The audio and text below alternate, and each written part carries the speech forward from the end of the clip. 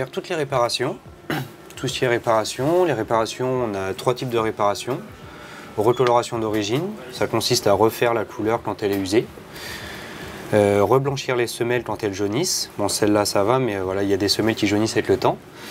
Et repeindre les semelles suivant le modèle. Il y a des semelles qu'on peut repeindre. Voilà. Là, je suis en train de faire une recoloration d'origine.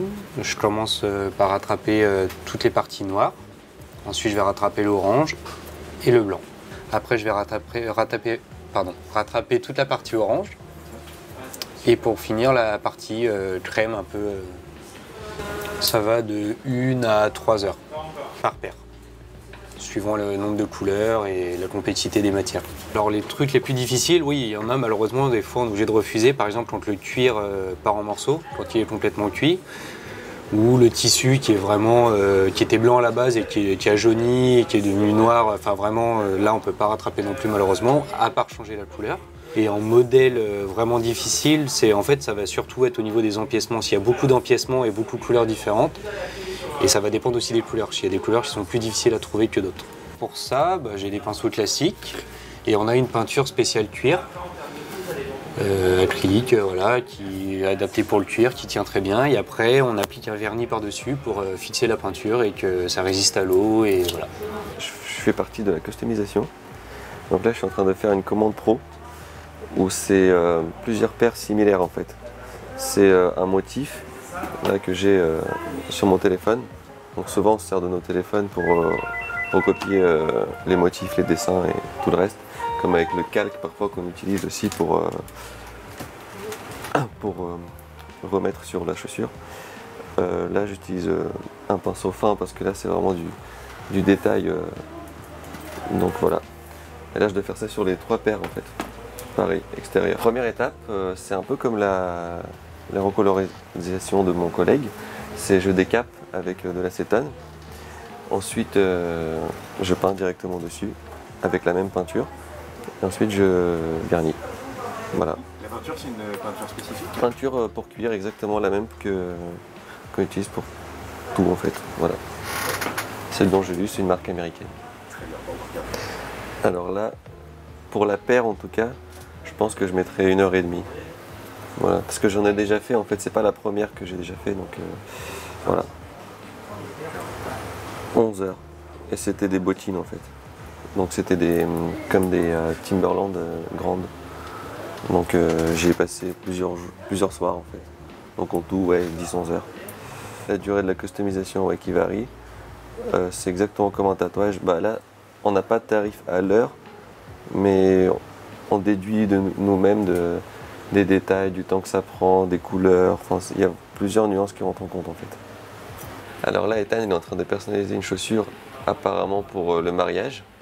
C'est-à-dire là, on a une fiche custom qu'on utilise avec les descriptions pied gauche, pied droit, avec les dates sous 10 à 15 jours souvent. Il y a le prix. Et donc là, à gauche, Just en grand et à droite, Married en grand. C'est comme un stencil en fait dans le tatouage, sauf que là, il fait un peu un croquis au crayon pour faire les traits. Parce que c'est assez difficile d'enlever la peinture une fois qu'on a peint si on s'est raté. Des fois, on est obligé de racheter la chaussure parce que c'est irrattrapable, quoi. Je m'appelle Océane, donc comme mes collègues, je suis sur la partie personnalisation, customisation. Et là, actuellement, je suis en train de customiser une paire de chaussures, donc une paire de Air Force One montante. On va dire que les paires de Air Force One de ce type, c'est souvent une base et un modèle apprécié pour la customisation parce que c'est assez simple et le custom ressort vraiment très bien dessus.